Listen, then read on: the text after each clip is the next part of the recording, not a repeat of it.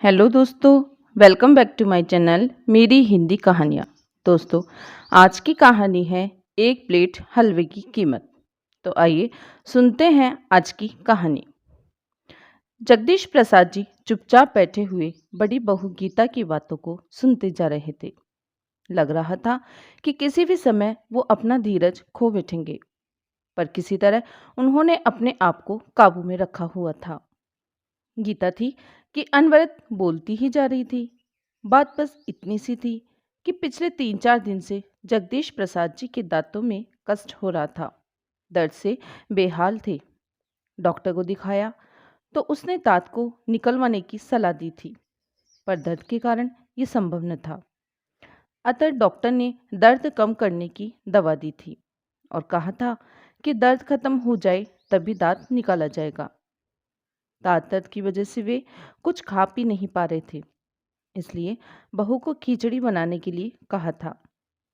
पर उसने 2 सूखी चपाती और सूखी सब्जी बेटे के हाथ भिजवा दी थी।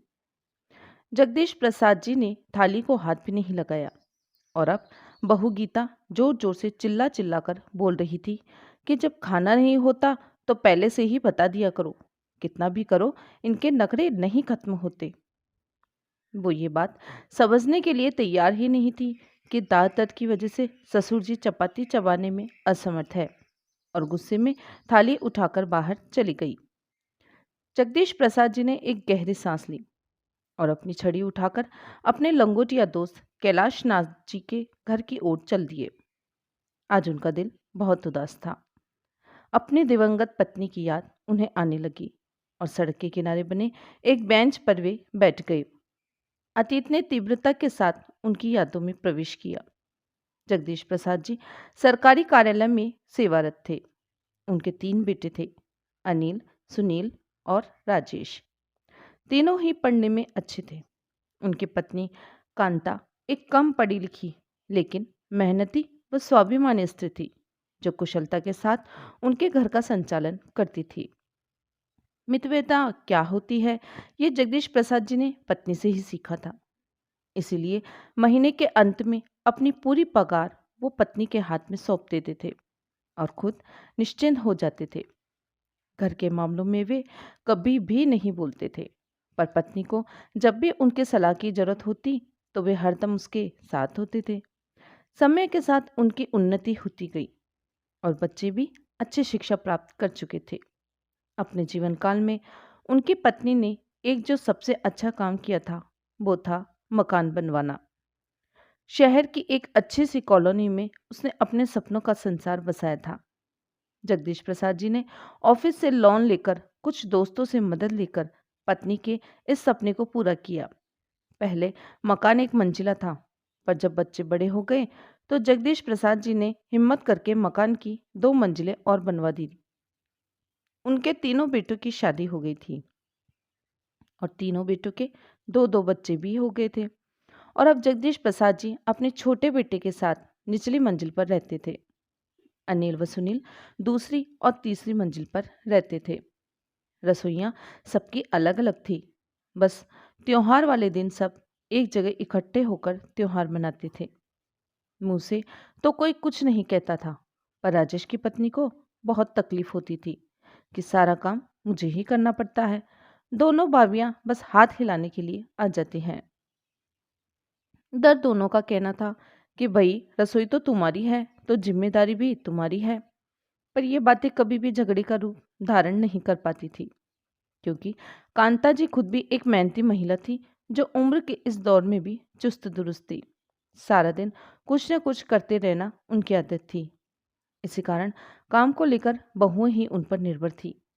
जगदीश प्रसाद जी जब भी अपनी पत्नी के साथ बैठते थे तो कहते थे कि अब हमें किसी प्रकार की चिंता नहीं है।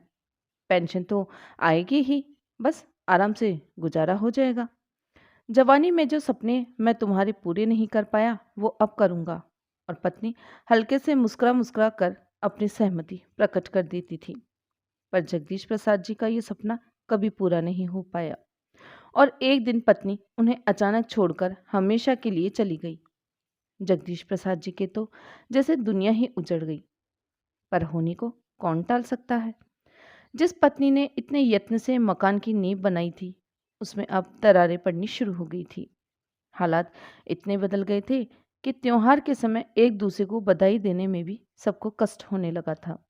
सब अपनी अपनी गृहस्थी में मस्त हो गए थे। एक अकेले जगदीश प्रसाद जी ही रह गए थे, जो सब कुछ समझ रहे थे, पर उम्र के इस दौर में अपने आप को असहाय सा महसूस करने लगे थे। 2 दिन पहले ही वो जब अचानक घर में घुसे, तो उन्हें बेटों व बहुओं की आवाज़ सुनाई दी। कौतूहलवश वे चुपचाप खड़े हो गए और उनके दुख का ठिकाना न रहा जब उन्होंने सुना कि तीनों बेटों ने उन्हें 2-2 महीने के लिए बाँट लिया है।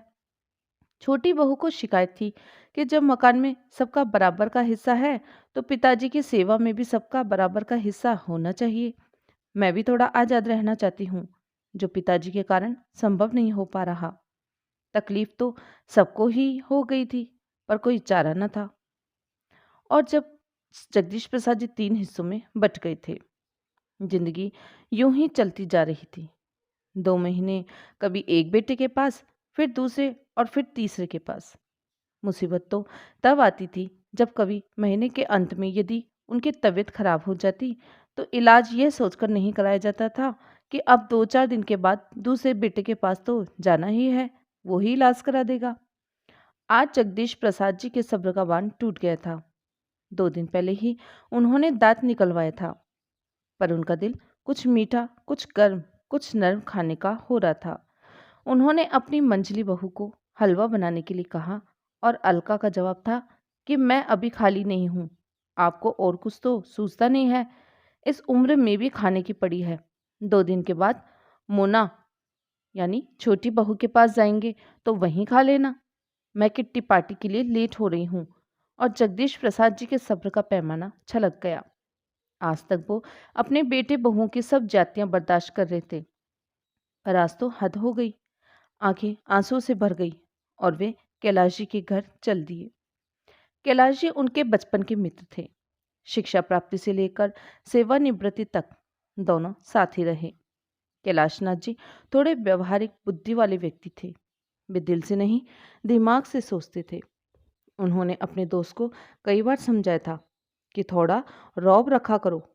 किस बात की तुम्हें कमी है? मकान अभी तुम्हारे नाम है। बेटे बहू जब भी सिर पर बैठने की कोशिश करे, तो धमकी दे दिया करो कि किसी को भी हिस्सा नहीं दूंगा। पर जगदीश प्रसाद जी को ये बात नामंजूर थी। उनका कहना था कि जब मकान बनवाया ही बच्चों के लिए है, तो ऐसा सोचना किस लिए। लेकिन आज उन्हें लग रहा था कि अब कुछ करने का समय आ ही गया है। कैलाशनाथ जी से सलाह मशवरा करके जगदीश प्रसाद जी घर आकर पत्नी की तस्वीर के सामने आकर खड़े हो गए, जैसे मन ही मन उनसे विचार विमर्श कर रहे हो। एक दृढ़ निश्चय उनके चेहरे पर आया और वे भूखे पेट ही सो गए। किसी ने भी खाने के लिए नहीं पूछा। उन्हें पता था कि उनके तीनों बेटे पत्नियों के साथ गर्मी की छुट्टियों में बाहर जा रहे हैं। किसी को भी यह ख्याल नहीं था कि पिताजी क्या खाएंगे, कैसे रहेंगे। जगदीश प्रसाद जी ने भी कुछ नहीं कहा। उन्हें अपनी योजना को अंतिम रूप देने का अवसर मिल रहा था। वैसे भी उनका मानना था कि जब बेटे ही माँ बाप को नहीं पूछते, तो बहुओं से क्या उम्मीद रखना। बहुएं तो चाहती ही है कि किसी की सेवा न करनी पड़े। वे तो पति और बच्चों में ही अपना परिवार देखती है। सास ससुर उन्हें बोझ लगने लगते हैं। वे अपने अधिकारों के प्रति तो सचेत रहती हैं, पर अपने कर्तव्य की तरफ से आंख मूंद लेती हैं। जगदीश प्रसाद जी अपने मित्र के साथ प्रॉपर्टी डीलर के पास गए। प्रॉपर्टी डीलर कैलाश नाथ जी के पुत्र का खास दोस्त था। उनसे मिलकर अपनी व्यथा बताई, कुछ सलाह मशवरा किया। वह वापस आ गए। 20 दिन के बाद जब बेटे बहुएं प्रसन्नचित घर लौटे, तो मकान पर ताला देखकर सबकी त्योरियां चढ़ गई। छोटी बहू मोना बोलने लगी, हद हो गई लापरवाही की। पता था कि हम आज आ रहे हैं, घर पर नहीं बैठ सकते। उसके गुस्से का कारण भी था कि अब 2 महीने पिताजी को उसके पास रहना था। काफी देर इंतजार करने के बाद अनिल व सुनील कैलाश नाथ जी के घर की ओर चल दिए और उनके पैरों तले जमीन खिसक गई जब उन्हें पता चला कि पिताजी ने मकान 90 लाख में बेच दिया है, और अब वे कहाँ हैं किसी को कुछ पता नहीं। तीनों परिवारों को समझ नहीं आ रहा था कि ये सब क्या हो गया है। उन्हें लग रहा था कि यह एक भद्दा मजाक है, तो पिताजी ने उनके साथ किया है। गुस्से में तीनों भाई उबल रहे थे। पिताजी ऐसा कैसे कर सकते हैं? मकान की कीमत लगभग 1 करोड़ की थी, तो पिताजी ने 10 लाख का घाटा क्यों उठाया? ये उनकी सबकी समझ से बाहर था। कोई चारा न देखकर सब अपने ससुराल चले गए। अगले दिन बड़े बेटे के पास कैलाश नाथ जी का फोन आया और उन्होंने तीनों पुत्रों को अपने पास आने के लिए कहा कि कुछ आवश्यक सूचना देनी है। शाम तक का इंतजार सबको भारी पड़ रहा था। कैलाश नाथ जी के पास से जो सूचना उन्हें मिली उससे तीनों की जुबान पर ताला लग गया था। दिमाग जैसे कुंद हो गया।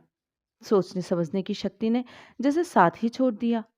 कैलाश नाथ जी के अनुसार जगदीश प्रसाद जी हरिद्वार चले गए हैं और उन्होंने वहां पर एक घर ले लिया है और अब वहीं रहेंगे।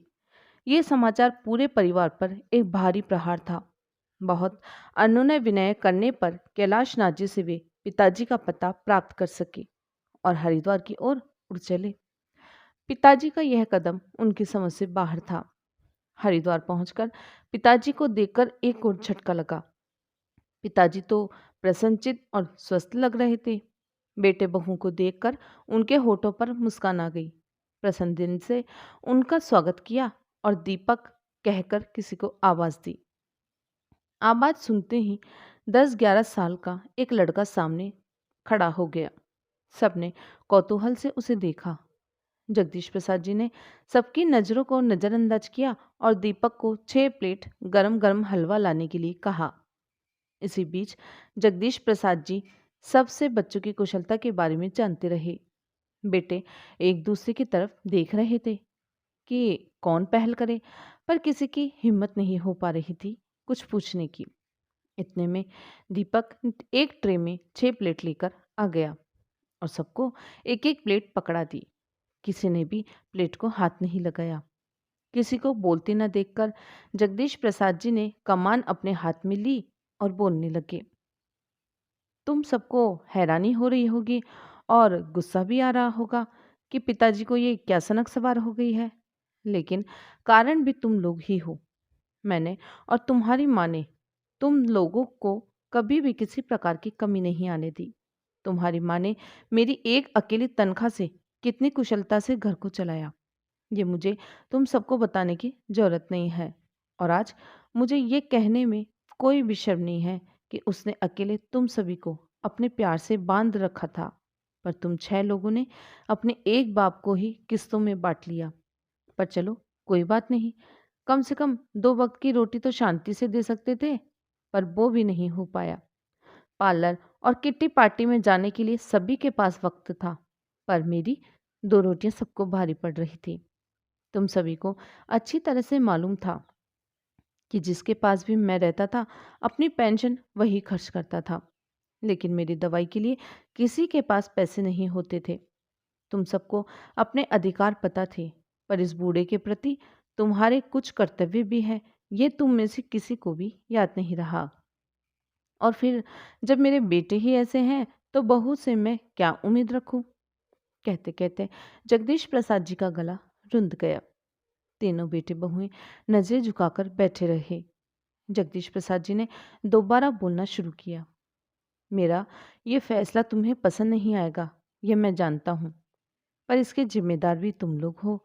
तुम्हें पता चल गया होगा कि मैंने मकान बेच दिया है, 10 लाख के घाटे में बेचा है, पर मुझे इसका कोई मलाल नहीं है। 5-5 लाख मैंने अपने पोते पोतियों के नाम से फिक्स डिपॉजिट करा दिए हैं, जो उनके बड़े होने पर उन्हें ही मिलेंगे। मैंने यह घर खरीद लिया है। 2 कमरे, किचन, बाथरूम, टॉयलेट, सभी सुविधाएं हैं। उनमें जो कमी थी वो मैंने जुटा ली है। मैंने इसके लिए आश्रम को 15 लाख रुपए दे दिए हैं। मेरे मरने के बाद ये घर आश्रम की संपत्ति हो जाएगा। अभी अभी जिस लड़के को तुमने देखा है वो एक अनाथ है लड़का है, जो अब मेरे साथ रहता है। मैंने एक स्कूल में उसका नाम लिखवा दिया है, पढ़ता भी है और मेरी सेवा भी करता है। 2 लाख रुपए मैंने इसके नाम से भी जमा करा दिए हैं। बाकी जो बचा, कितना बचा, उसका हिसाब तुम लगा लो। मैंने बैंक में जमा करा दिए हैं।